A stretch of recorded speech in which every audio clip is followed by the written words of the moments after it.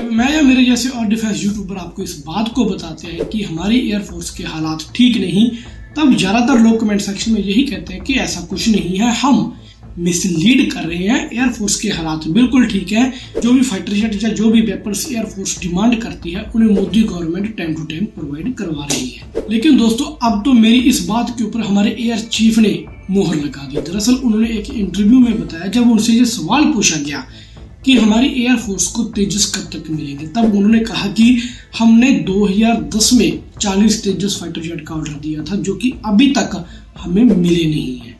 और बात भी बिल्कुल सही है दोस्तों, हमारा तेजस प्रोग्राम डिले पे डिले होता जा रहा है। कभी पॉलिटिकल रीजंस की वजह से, कभी हम कह रहे हैं कि उसके इंजन डिले हो गए, लेकिन सच एट लास्ट रिजल्ट यही है कि आज भी हमारे पास तेजस बन के तैयार नहीं है। क्योंकि अगर हमारे पास तेजस फाइटर जेट तैयार होता तो हमने जो हमारा जो दूसरा एयरक्राफ्ट कैरियर INS विक्रांत बनाया है उसमें हम उसे डिप्लॉय करते, ना कि हजारों करोड़ों की डील करके हम राफेल M खरीदने जाते। राफेल M ही उन लोगों के लिए एक बड़ा जवाब है, एक बड़ा प्रूफ है कि हमारी एयरफोर्स को जो चीज मेड इन इंडिया प्रोजेक्ट से चाहिए वो नहीं मिल रही। उसके बाद हमारे एयर चीफ साहब AP सिंह से पूछा गया कि चाइना ने 6th और 5th जनरेशन के फाइटर जेट बना लिए, भारत का क्या बनेगा? तो उनका एक साफ ही जवाब था कि देखो, हमारे पास खुद की इतनी प्रॉब्लम्स हैं, हम किसी और के बारे में बात नहीं कर सकते। बात भी सही है, क्योंकि हमारे जो दो बड़े प्रोजेक्ट हैं तेजस और M का, वो डिले पे डिले होते जा रहे हैं। मैं ऐसा नहीं कह रहा कि हम M का या तेजस नहीं बना सकते, लेकिन जब तक हम ये अपना M का बनाएंगे तब तक हो जाएगा 2035-36, और तब तक दुनिया 7वीं पीढ़ी के फाइटर जेट उड़ा रही होगी। और हम न्यूज़ पढ़ रहे होंगे कि चाइना ने 7वीं पीढ़ी के फाइटर जेट इंडिया के बॉर्डर के ऊपर डिप्लॉय कर दिए, USA ने 7वीं पीढ़ी का फाइटर जेट यहाँ पर ऑपरेशन में लगा दिया। और अगले क्वेश्चन का जवाब देते हुए जब उनसे पूछा गया कि क्या आप एमका में इंटरेस्टेड हैं, तो उन्होंने कहा कि take delayed is take denied. बात साफ ही है दोस्तों, अगर आपसे कोई 2 साल पहले ये पूछता कि क्या आप 4G फोन लेना पसंद करोगे, तो आपका जवाब क्या होता? आप खुशी खुशी रहते जी हाँ, लेटेस्ट टेक्नोलॉजी 4G फोन लेंगे। लेकिन क्या आप आज की डेट में, जिसमें 5G फीचर ना हो, ऐसा 4G फोन खरीदना चाहोगे? बिल्कुल भी नहीं।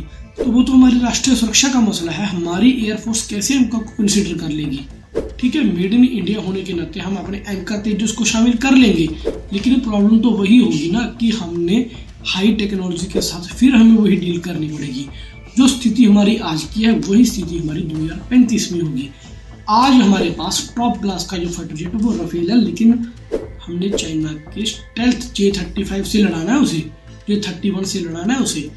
यहाँ तक कि पाकिस्तान और बांग्लादेश जैसे कंगाल देश यार, जिनके पास आज खाने के लाले पड़े हुए हैं, वो फाइटर जेट की डील जरूर कर रहे हैं और अपनी आर्मी इसके लिए वेपन्स जरूर खरीद रहे हैं। पाकिस्तान ने लोन लेकर, चाइना से ही लोन लेकर J-35 40 J-35 की डील कर डाली, और हमारे वाले, जबकि J-35 तो भी ढंग से बने नहीं, और हमारे वाले कभी एमका, कभी F-35, कभी Su-57। एक एयर शो हुआ था जिसमें रशिया की तरफ से एक कमेंट आया था कि Su-57 के पहले ग्राहक उसे मिल गए हैं और वो एक बहुत बड़ा देश है। तब क्या ये लगाए जा रहे थे कि रशिया और भारत की कोई हिडन डील हुई है। और जब मोदी साहब पुतिन के पास गए थे रशिया में, तब उन्होंने ऑफर भी दिया था पुतिन ने कि हम उनके Su-57M वेरिएंट है, जो नया वेरिएंट है, उसे खरीद लें। तो इसके बारे में भी रिपोर्ट सामने आ रही है कि रशिया का जो Su-57 का अपग्रेडेड वर्जन है वो आने वाले 4-5 साल में तैयार होगा। तो 3-4 साल में तो मतलब वो रशियन एयरफोर्स को मिलेगा, उसके बाद हमारी एयरफोर्स में इंडक्शन होगी उनकी। तो मतलब साफ है कि वो प्रोजेक्ट भी हमारी तरफ से कैंसिल ही है। जिस Su-57 की आप आजकल वीडियोस देखते हो या जो मैंने फ्लैश करी है, ये पुराना वर्जन है, जो टोटली स्टेल्थ फाइटर जेट नहीं है। तो मतलब साफ है कि अब हमें अगर मेड इन इंडिया की तरफ ही जाना है, हमें पैसा डालना होगा। सबसे जरूरी बात है, जो ये सरकारी कंपनी है ना, इनको साइड करना होगा, या फिर इनके साथ प्राइवेट कंपनीज को लगाना होगा। मैं HAL के काम के ऊपर सवाल नहीं उठा रहा, इंजीनियर्स बहुत काम कर रहे हैं, हो सकता है उनको फंडिंग की इशू हो, या फिर उनके कोई सरकारी बाबू आपस में ऐसे डंगे डाकर बैठे हों, क्योंकि सरकारी काम कैसे होते हैं हमारे देश में ये तो आपको पता ही है। यही सोल्यूशन हमारे एयर चीफ साहब ने भी दिया है कि हमें जल्दी से जल्दी प्राइवेट कंपनीज को ये प्रोजेक्ट्स देने चाहिए, एमका के, तेजस के, या फिर हमारा TED BF हो गया, ताकि इनकी प्रोडक्शन ज़्यादा हो, जल्दी हमें मिले। क्योंकि प्राइवेट कंपनी का तो फंड ही साफ है, वो अपने एम्प्लॉय को सैलरी तब देगी जब वो काम करेगा। सरकारी बाबू तो सैलरी आ जाएगी, काम करे चाहे ना करे, वो स्थिति उनकी रहती है। दूसरा, हमारी सरकार की मैं नाकामी नालायकी समझूंगा कि इन प्रोजेक्ट्स के ऊपर हम ध्यान नहीं दे रहे। बात ये भी है कि दोस्तों, हम अपनी आदत से मजबूर हैं। जब तक हमारी पूंछ में आग नहीं लगती हम कोई काम नहीं करते। पैटर्न टैंक्स के साथ पाकिस्तान के हमारा युद्ध हुआ था, कैसे हमने वो जंग जीती हमें पता है कि हमारी हालत क्या हो गई थी।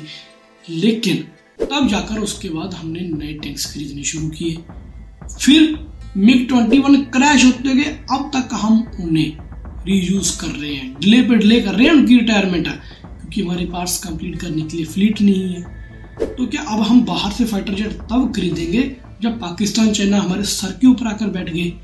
सीतारमन जी हमारे खाने पीने तक की चीजों के ऊपर 2.5% टैक्स लगा रही है, तो वो टैक्स जा कहाँ रहा है?